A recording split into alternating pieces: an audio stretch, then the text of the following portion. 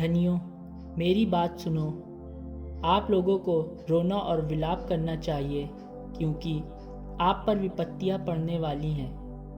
आपकी संपत्ति सड़ गई है, आपके कपड़ों में कीड़े लग गए हैं, आपकी सोना चांदी पर मोर्चा जम गया है। वह मोर्चा आपको दोष देगा, वह आग की तरह आपका शरीर खा जाएगा। यह युग का अंत है और आप लोगों ने धन का ढेर लगा लिया है। मजदूरों ने आपके खेतों की फसल लुनी और आपने उन्हें मजदूरी नहीं दी। वह मजदूरी पुकार रही है और लुनने वालों की दुहाई विश्वमंडल के प्रभु के कानों तक पहुंच गई है। आप लोगों ने पृथ्वी पर सुख और भोग विलास का जीवन बिताया है और वध के दिन के लिए अपने को हष्ट-पुष्ट बना लिया है। आपने धर्मी को दोषी ठहराकर मार डाला है और उसने आपका कोई विरोध नहीं किया। भाइयों, प्रभु के आने तक धैर्य रखें। किसान को देखें जो खेत की कीमती फसल की बाट जोतता है। उसे प्रथम और अंतिम वर्षों के आने तक धैर्य रखना पड़ता है।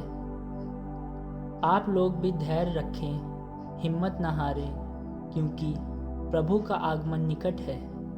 भाइयों, एक दूसरे की शिकायत ना करें, जिससे आप पर दोष ना लगाया जाए। देखिए, न्यायकर्ता द्वार पर खड़े हैं। भाइयों, जो नबी प्रभु के नाम पर बोले हैं, उन्हें सहिष्णुता तथा धैर्य का अपना आदर्श समझें। हम उन्हें धन्य समझते हैं जो दृढ़ बने रहे। आप लोगों ने योब के धैर्य के विषय में सुना है और आप जानते हैं कि प्रभु ने अंत में उसके साथ कैसा व्यवहार किया, क्योंकि प्रभु दया और अनुकंपा से परिपूर्ण है। मेरे भाइयों, सबसे बड़ी बात यह है कि आप शपथ नहीं खाएं, ना तो स्वर्ग की, ना पृथ्वी की और ना किसी अन्य वस्तु की। आपकी बात इतनी हो, हाँ की हाँ, नहीं की नहीं।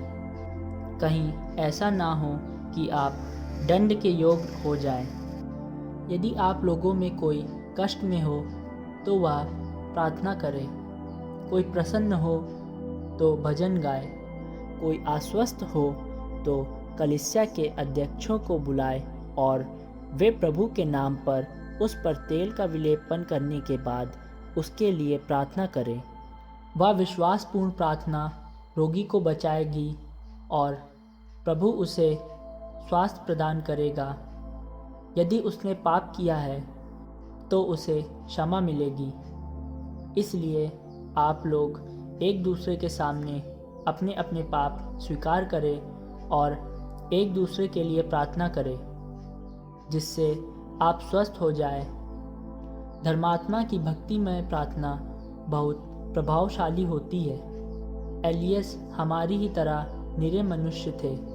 उन्होंने आग्रह के साथ इसलिए प्रार्थना की कि पानी न बरसे और 3.5 वर्ष तक पृथ्वी पर पानी नहीं बरसा। उन्होंने दोबारा प्रार्थना की, स्वर्ग से पानी बरसा और पृथ्वी पर फसल उगने लगी। मेरे भाइयों, यदि आप लोगों में कोई सच्चे मार्ग से भटके और कोई दूसरा उसे वापस ले आए, तो यह समझे कि जो किसी पापी को कुमार्ग से वापस ले आता है, वह उसकी आत्मा को मृत्यु से बचाता है और बहुत से पाप ढाक देता है।